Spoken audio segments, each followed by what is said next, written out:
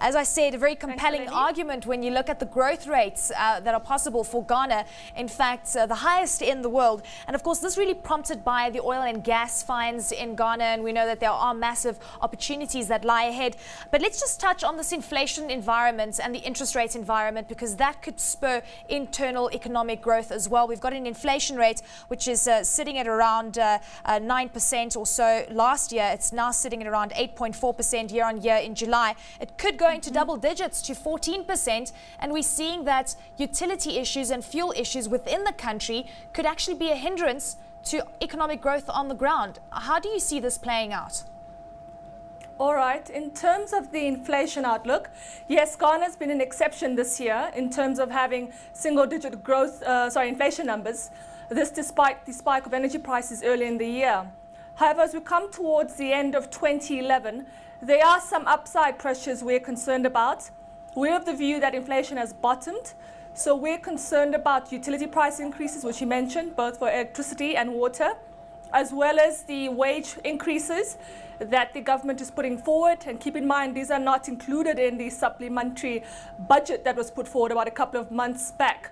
So we're seeing inflation pick up from around 8.4%, that was from July, to around the 13% region by end year.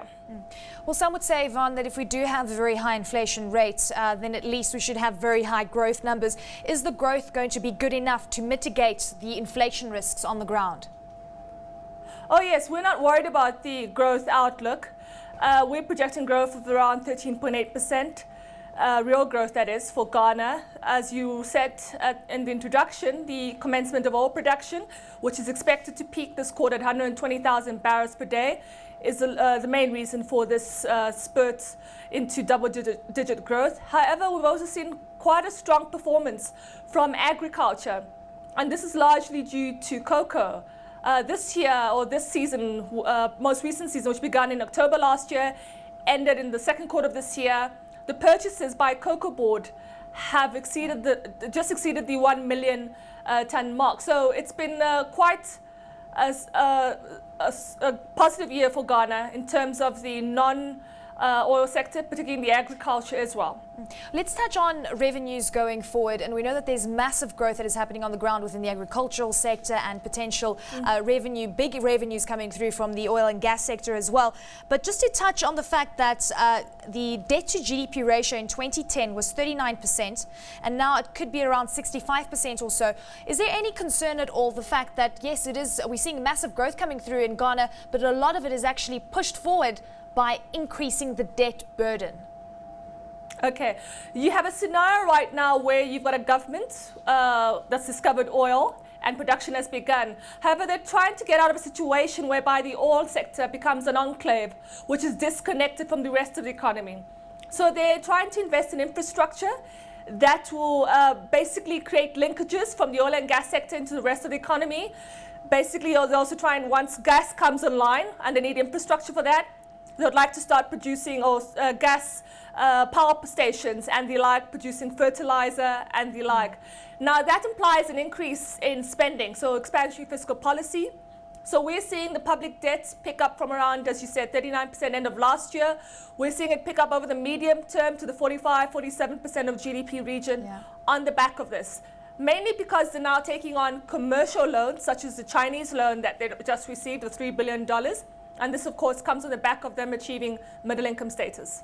I'd like to touch on that Chinese loan, $3 billion worth. And we know that it is the first part of the series of loans coming through from China. This loan amounts around 8% of the overall GDP of Ghana. Give us a sense in terms of the relationship with between China and Ghana at this stage, and whether you see the synergies actually being in favor of the Ghanaian economy. Okay, the relationship has strengthened in the past recent years, most especially since oil was discovered. The president did go to China about 6 to 12 months ago and came back with his memorandum of understandings, which included the most recent $3 billion loan that was approved by Parliament. So you're seeing a strengthening relationship. What does it mean for Ghana? Well, it will be positive if we see them make returns out of the infrastructure that they're planning to build. So around Tokoradi, which is the southwest part of the country, It's mineral-rich, cocoa growing area. They're planning to rehabilitate the port there, improve the rail and road transport network. If indeed these become commercial entities and they do get a return out of those investments, then yes, it's a big positive for Ghana. Yvonne, taking a look at some of the comments coming through from Ghanaian mine workers with regards to the gold sector, it seems that they have called on government to introduce a windfall tax. Give us a sense in terms of possible, nationalization, the debate that's currently raging on here in South Africa. We know in Zimbabwe it's in the form of indigenization. Oil and gas obviously being a very lucrative business at this stage. How do you see this playing out going forward?